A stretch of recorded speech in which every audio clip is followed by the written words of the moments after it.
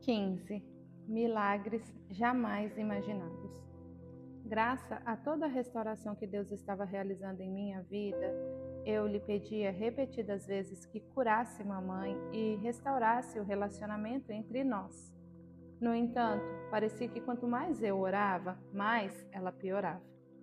Depois que papai se aposentou, ele e mamãe mudaram-se para um sítio de 2 hectares na Califórnia Central. Era perfeito para ele, um homem apaixonado por terras. Papai adorava criar vacas e cavalos e cultivar hortas enormes. Agora ele trabalhava tranquilamente, sem o estresse e a poluição da cidade. Respirava ar puro e comia frutas e vegetais frescos colhidos em sua horta.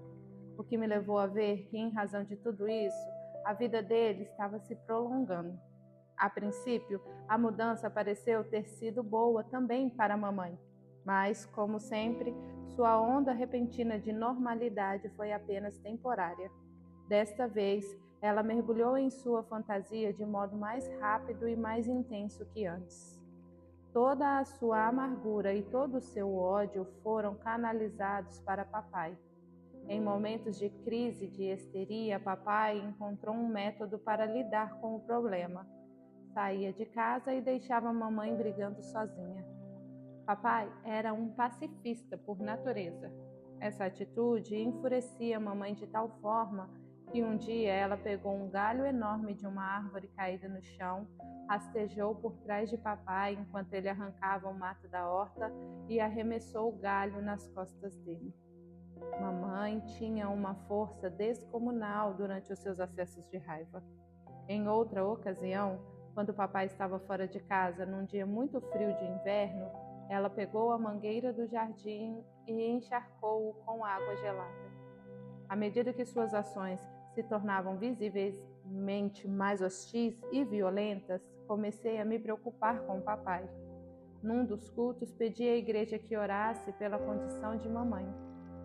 Milhares de pessoas oraram, e eu esperava que Deus respondesse às orações e curasse mamãe.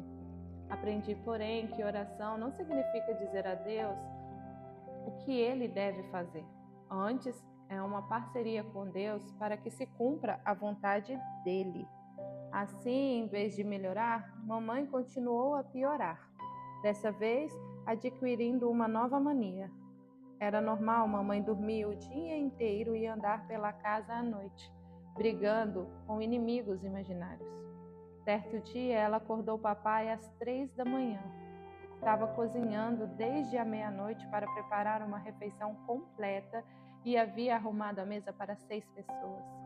Contou a papai que as vozes lhe informaram que eu jantaria lá. Depois, as vozes disseram que eu havia me perdido no caminho e ela queria que papai desse um giro de carro pela cidade com ela para me procurar. Como sempre, ele concordou com ela porque queria que a paz reinasse a qualquer preço. Outra pessoa teria ordenado que ela voltasse para a cama ou a internado em um hospital, mas não papai. Ele suportava a insanidade dela por motivos que ninguém entendia. Recebi um telefonema às 4h30. Storm, ouvi a voz cansada de papai. Papai, o que aconteceu? Perguntei, despertando rapidamente.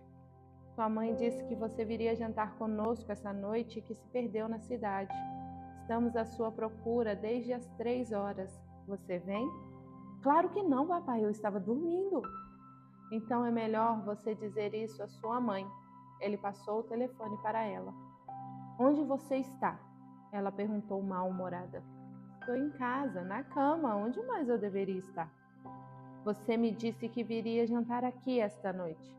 O tom de raiva aumentou. Fazia semanas que não conversávamos e meses que não nos víamos. O percurso de carro até a fazenda levava 4 horas. Então não era o tipo de viagem que alguém faria só para jantar lá. Eu não disse nada disso. Nem sequer falei com você. De onde você tirou essa história? Perguntei, sabendo muito bem a resposta. Fazia muito tempo que eu desconfiava que ela ouvia vozes de demônios e que eles controlavam a sua personalidade. Continuava tentando mostrar-lhe que ela estava acreditando em mentiras, mas ela não queria aceitar. Estava cega a ponto de não conseguir enxergar a verdade. Com a personalidade sufocada sobre uma camada grossa de escravidão, ela não era capaz de pensar racionalmente. Desligou o telefone sem dizer nada, totalmente contrariada comigo. Em toda a minha vida, nunca vi mamãe perdoar ninguém. Ela era uma excelente colecionadora de injustiças. Tinha na ponta da língua o nome de todas as pessoas que a ofenderam e contava o incidente com todos os detalhes.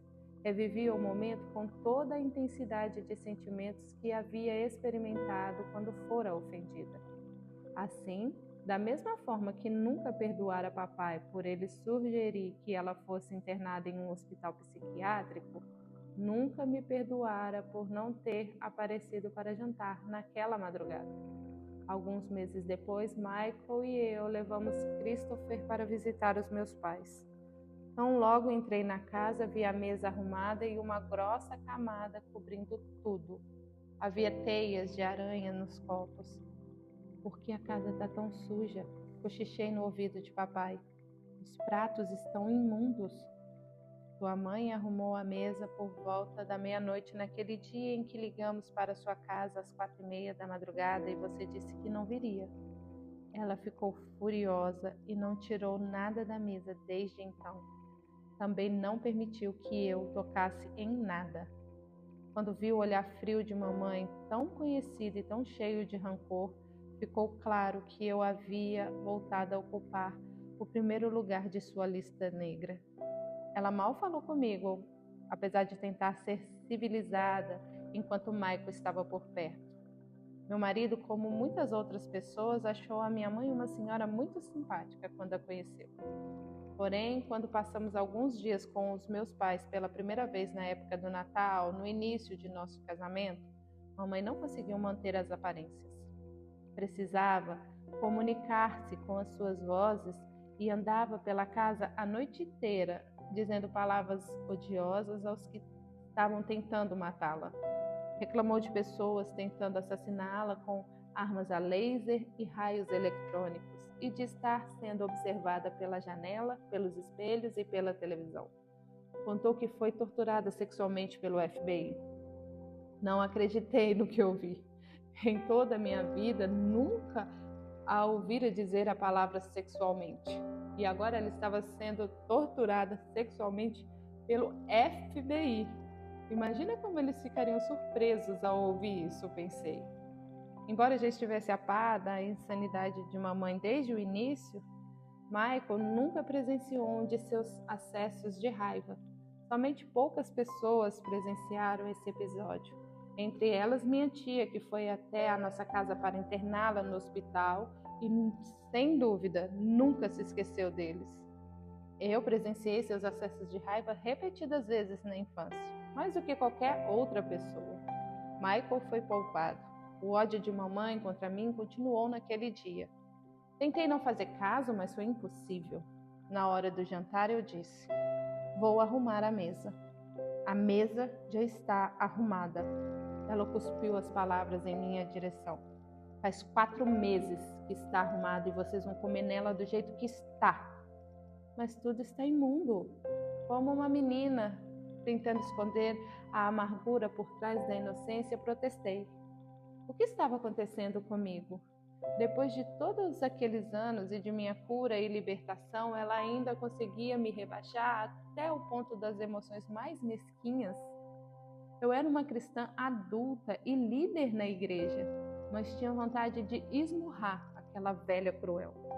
Aparentemente, eu só conseguia ter pena daquela mulher infeliz e deformada emocionalmente quando não estávamos no mesmo cômodo.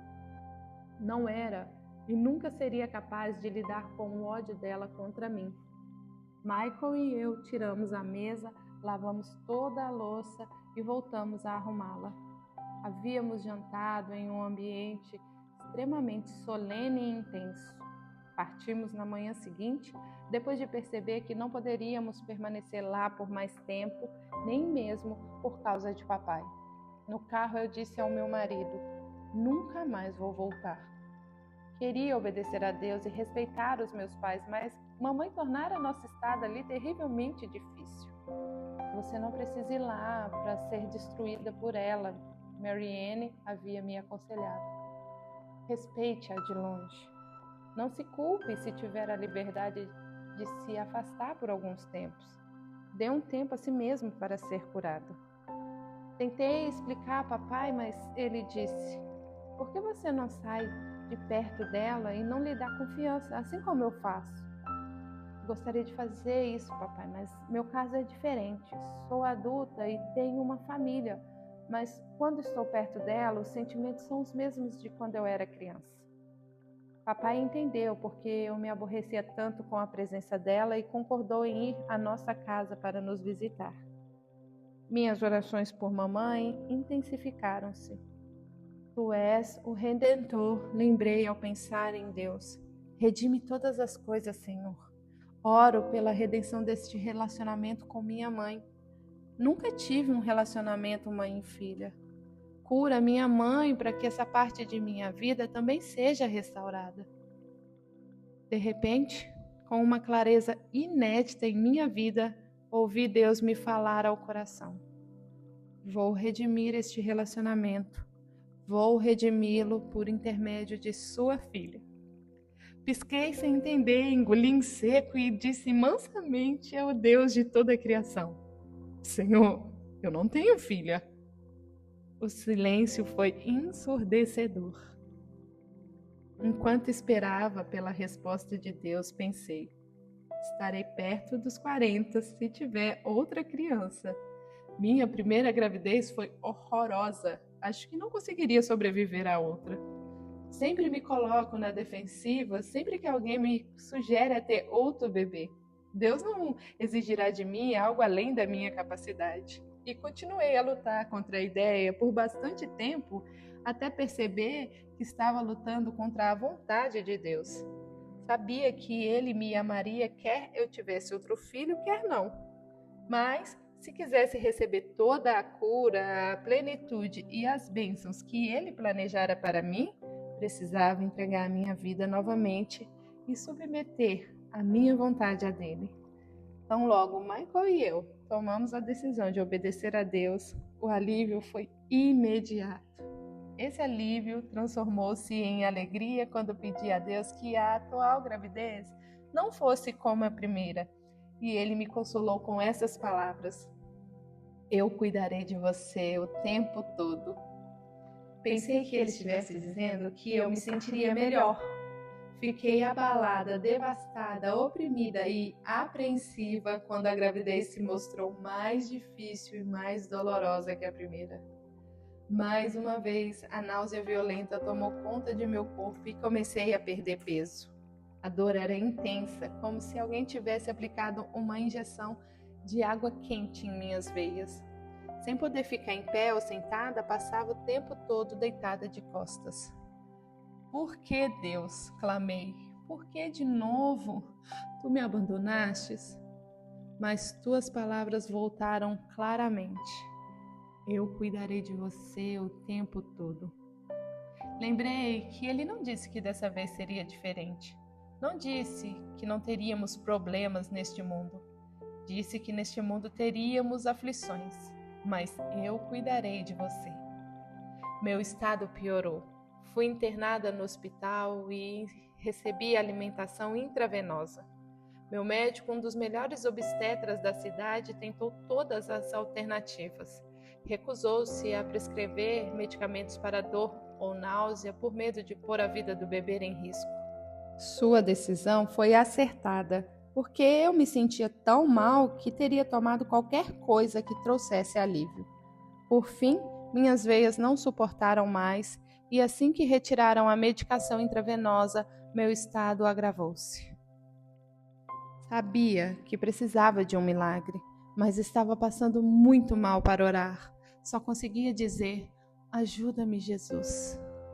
Cada hora parecia durar uma semana por causa da dor e das náuseas intensas. Não conseguia permanecer sentada, não lia nem via televisão. Não conseguia dormir. Não havia nada a fazer, a não ser continuar deitada na cama do hospital e chorar. Nada me aliviava. Marianne visitava-me com frequência e lia a Bíblia para mim durante horas. Massageava minhas pernas, a única parte de meu corpo que podia ser tocada, e seus olhos transbordavam de compaixão enquanto o meu estado se agravava. Um dia eu disse chorando a Marianne: foi uma tolice eu engravidar de novo depois do que aconteceu da última vez. Por que eu fiz isso? Ela me fez lembrar que a dor havia me cegado para a verdade. Você foi obediente a Deus, lembra-se? A obediência traz grande recompensa. Sinto muito, eu disse aos prantos. Nesse momento eu não consigo ver nenhuma recompensa. Então, ouvi a voz de Deus de novo. Eu cuidarei de você. Não sabia se aquelas palavras significavam que eu iria morrer e estar junto do Senhor, ou se os médicos teriam de tirar o bebê para poupar a minha vida. Para mim, eram as únicas alternativas e eu não aceitava nenhuma delas. Não suportava a ideia de deixar o meu filho e sabia que se perdesse o bebê, provavelmente não voltaria a engravidar. Sonhei naquela noite que estava carregando uma linda menina de cabelos escuros e olhos castanhos brilhantes, com cílios longos e escuros. O sonho foi tão vívido e real que me senti feliz só de pensar naquela imagem. Só fiquei sabendo qual era o sexo da criança quando ela nasceu. Quando meu médico decidiu que não havia mais nada que ele pudesse fazer por mim no hospital, tomamos as providências para eu voltar para casa. O pastor Jack ligou-me à noite, na véspera de eu receber alta. Mostrou-se desapontado com a possibilidade de tirarem o bebê. Não entendo, eu lhe disse. Sei que Deus pode me curar. Sei que devo ter este bebê. Mas a dor e a náusea não cedem. Eu tô fraca demais para orar. Havia amor, compaixão e preocupação na voz do pastor enquanto ele orava por mim mais uma vez, com a voz embargada. Recebi alta no domingo de manhã. A dor e a náusea pioraram ainda mais, e o mínimo que eu podia dizer era que o desânimo tomara conta de mim. Decidi que se não houvesse nenhuma mudança até a terça-feira seguinte, o próximo passo seria tirar o bebê. Não havia mais nada a fazer e o tempo estava se esgotando. Depois que cheguei em casa e me deitei, o pequeno Christopher entrou em meu quarto. Não correu feliz para me ver como fazia sempre. Entrou cautelosamente e manteve-se afastado. Fazia 4 meses que eu não cuidava dele e agora éramos estranhos um para o outro. Não podia carregá-lo no colo, ler para ele, nem brincar com ele. Meu filho, que estava me abandonando emocionalmente, disse com formalidade: "Oi, mamãe", e saiu correndo para continuar sua vida. Aquilo me partiu o coração. Bob e Sally, 2 amigos muito próximos, foram nos visitar com os filhos para aliviar por um tempo a carga de Michael durante toda aquela provação. Prepararam as refeições para o dia e fizeram companhia para Michael e Christopher. Não podiam fazer nada por mim e fiquei grata por terem me deixado em paz. Naquele mesmo dia, pouco depois das 6 da tarde, quase saltei para fora da cama. Parei e perguntei para mim mesma: o que aconteceu? Demorei alguns instantes para perceber que de repente não estava mais sentindo dor nem náuseas. Sentei-me na beira da cama por alguns minutos para saber se voltariam. Ao sentir que nada mudou, levantei-me lentamente e dirigi-me ao banheiro ao lado do quarto. Olhei no espelho e vi meu rosto magro e os olhos fundos. Depois voltei com muito cuidado, sentei-me na cama e aguardei um pouco. Sem sentir náusea nem dor, levantei-me e fui até a sala de televisão onde Michael estava sentado. Ele se levantou do sofá com tanta rapidez que quase caiu. "O que aconteceu?" "Não sei", respondi sem acreditar. De repente eu não senti mais dor nem náusea. "Mas Podem voltar a qualquer momento, acrescentei, revelando a extensão de minha grande fé. Depois de meses de agonia, tinha medo de esperar que aquela sensação de alívio físico durasse. Admirado, Michael olhou-me e disse: "Louvado seja Deus!" Saí da sala de televisão e atravessei o corredor que terminava na cozinha, onde Sally estava arrumando a louça de jantar. Eu não havia comido quase nada nos últimos meses e, mesmo com a alimentação intravenosa, sentia-me muito fraca. Ela virou-se e perguntou espantada: "O que você está fazendo aqui?" "Não sei o que aconteceu, Sally. De repente me senti melhor." "Aleluia!" ela exclamou, elevando a voz.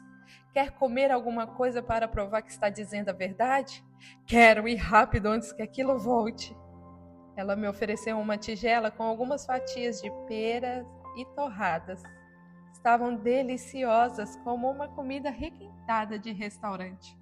Comi tudo, agradecendo a Deus pelo alívio. Mesmo que tudo voltasse, foi bom demais conseguir mastigar e engolir. Esperamos, mas a náusea e a dor não voltaram. Exausta, deitei-me na cama e dormi a noite toda. Na manhã seguinte, estava me sentindo muito melhor.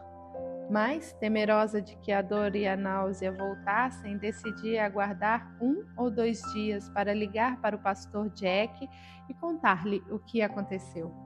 Quando liguei, descrevi a ele com detalhe os eventos de domingo à noite. "Louvado seja Deus! Você está curada!" ele disse imediatamente. "Estou? O senhor acha?" "Storm", ele disse, suspirando pacientemente. "Eu sei disso. A cura ocorreu na mesma hora em que a igreja estava orando por você no culto noturno de domingo." "Todos oraram por mim?" perguntei espantada. "Quer dizer que o sofrimento não vai voltar?" "Não vai, você está curada", ele respondeu com convicção.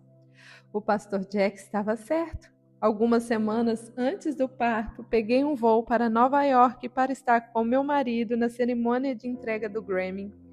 Ele recebera 3 premiações pela produção de um álbum intitulado Christopher Cross. Christopher foi o primeiro artista a receber os 4 prêmios principais: Álbum do Ano, Disco do Ano, Canção do Ano e Revelação do Ano, todos na mesma noite. Foram momentos de grande emoção e agradeci a Deus por me permitir participar daquela noite tão importante para o meu marido. Jamais teria sido capaz de estar presente se não fosse o milagre de Deus. Logo depois que voltei para casa, nasceu a linda menina de cabelos escuros, olhos castanhos e cílios longos e escuros que vi em meu sonho. Demos a ela o nome de Amanda, que significa digna de ser amada. Logo percebi que dessa vez tudo seria diferente. Não tive mais impulsos de agressividade, nunca mais perdi o controle, não sentia mais ira, raiva, nenhum sinal do problema do passado. Havia sido liberta e curada de tudo. Assim que me recuperei dessa outra cesariana, concentrei-me em compensar o tempo perdido por não ter cuidado de Christopher. Todas as tardes, enquanto a Amanda dormia, eu pedia que uma amiga cuidasse dela para eu levar Christopher a algum lugar especial, só nós dois.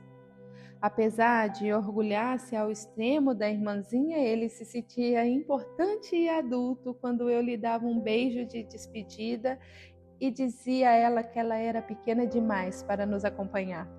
Enquanto passávamos aquelas 3 horas juntos, Christopher e eu voltamos a ter um relacionamento de mãe e filho.